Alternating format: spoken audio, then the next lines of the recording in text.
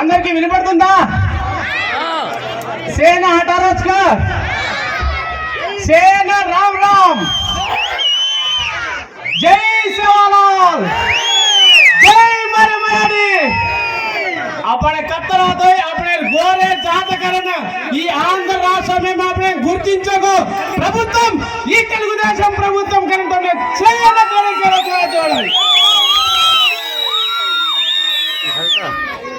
కుర్సా అవుతాయి अपने ఈ ఆంధ్ర రాష్ట్రం దాదాపు దళితులైన 27 పథకాల రద్దు करना అయినా अपन कोई कोई मुंडो गाड़े कोनी कचना ఈ రాబాబు వచ్చినటువంటి 2024 13వ తేదీన మన గుర్తు ఎక్కడ ఉండాలి? మన గుర్తు ఏది? అవ్వ మన గుర్తు ఏది? అక్క మన గుర్తు ఏది? తమ్ముడు మన గుర్తు ఏది? అన్న మన గుర్తు ఏది? సైకిల్ గుర్తు మీద 13వ తేదీన మనం బటన్ నొక్కాలి. 2 ఓట్లు వెక్కిన వెంటనే ఈ కుప్పం నియోజకవర్గంలో ఈ దళితులే కాదు, ఈ ఎస్టీలే కాదు, ఈ ఎస్టీలు దాదాపుగా రాష్ట్రంలో 2,70,500 పైచలకు ఓట్లు ఉన్నటువంటి ఈ మన బంజారా బిడ్డలని మీ గట్టిగా చెప్పట్లు చెట్టి ఆనందపరచాలి. మనం ఏదైనా సాధించాలన్న ఆలోచన ఉన్నా మనం మన హక్కులను కాపాడుకోవాలి. మన హక్కులను కాపాడుకోవాలంటే డాక్టర్ బిఆర్ అంబేద్కర్ గారు రాసినటువంటి రాజ్యాంగం మనకందరికీ అమలు అవుతుందా అని అడుగుతున్నా. అమలు కావాలంటే నారా చంద్రబాబు నాయుడు గారు 2024లో నేను కాదు నారా చంద్రబాబు నాయుడు నేను శాసనం ద్వారా నిర్మితమైన భారత రాజ్యాంగం పట్ల నిజమైన విశ్వాసం నిజాయితీ చూపుతానని ఈ ఆంధ్రప్రదేశ్ రాష్ట్ర ముఖ్యమంత్రిగా ప్రమాణం చేస్తున్నానని గట్టిగా చప్పట్లు కొట్టి ఆయన ప్రమాణం చేస్తున్నారు. అది మన ఓట్ల వల్లనే అని చెప్తున్నాను. మన ఓటు మనం ఎందుకు వేయాలి? నా కోసమా, మీకోసమా, వీళ్ళ కోసమా? ఎవరి కోసం వేయాలి? మన భవిష్యత్ భావితరాల కోసం వేయాలి. మన పిల్లల భవిష్యత్తు కోసం వేయాలి.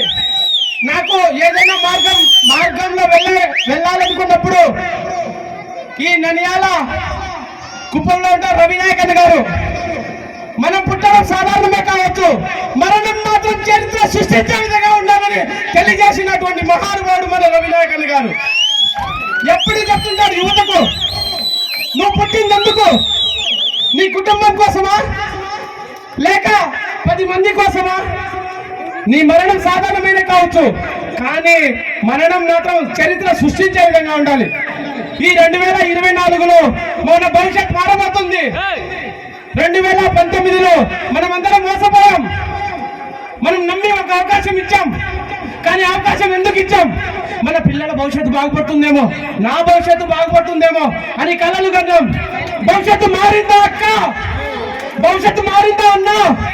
భవిష్యత్తు మారిందా అవ్వా? మారలేదు, మారదు కూడా. కానీ మనమే మార్పు తీసుకురావాలి.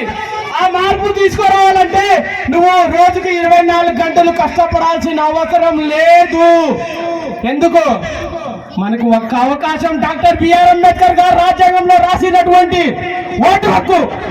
ఈ ఓటు హక్కును ఎంతో మంది విమర్శించారు, ఓటు ఎందుకు వేయాలని. ఓటు వేసి మన హక్కులను కాపాడుకోవడంలో ముందుండి నడిపించినటువంటి డాక్టర్ బిఆర్ అంబేద్కర్ గారికి గట్టిగా చప్పట్లు కొట్టాలమ్మా. ఆయన మన దేవుడు. దేవుడు లేకపోతే మనం ఏ రాజకీయ నాయకుడు కూడా మనం పట్టించుకునే వాళ్ళు లేరు. ఎందుకంటే ఓటు ఉంది కాబట్టి మన హక్కులను మనం కాపాడుకోవాలి. మన పిల్లల భవిష్యత్తు, ఆ భవిష్యత్తును కాపాడుకోవాలంటే ఒక నారా చంద్రబాబు నాయుడు గారు ముఖ్యమంత్రి అయితేనే తప్ప ఈ రాష్ట్రం బాగుపడదు. ఈ రాష్ట్రం బాగుపడాలంటే ఎవరు రావాలక్క? ఎవరు రావాలి? జై బాబు, జై బాబు, జై బాబు. మన బాబు గారు ముఖ్యమంత్రి అవుతున్నారు.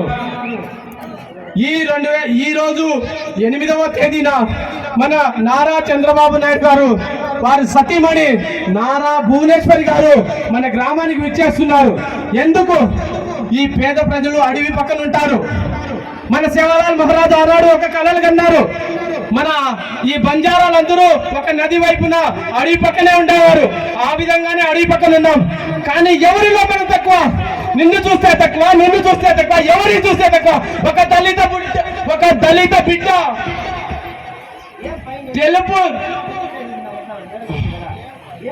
దళిత బిడ్డ తెలుపు చొక్కా వేసుకొని ఈ రోజు ఒక స్టేజ్ మీద మాట్లాడుతున్నాడు అంటే అది డాక్టర్ బిఆర్ అంబేద్కర్ గారు రాసిన రాజ్యాంగంలో మనకున్న హక్కులు. మనం ఈ 2019లో ఒకసారి ఆలోచించుకోవాలి. నారా చంద్రబాబు నాయుడు గారు 53 రోజులు జైల్లో పెట్టారు. ఆయన ఏం చేశారు పాపం?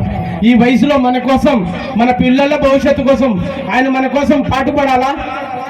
నేను కూడా ఒక 15 నిమిషాలు, ఒక గంట సేపు నిలబడలేను.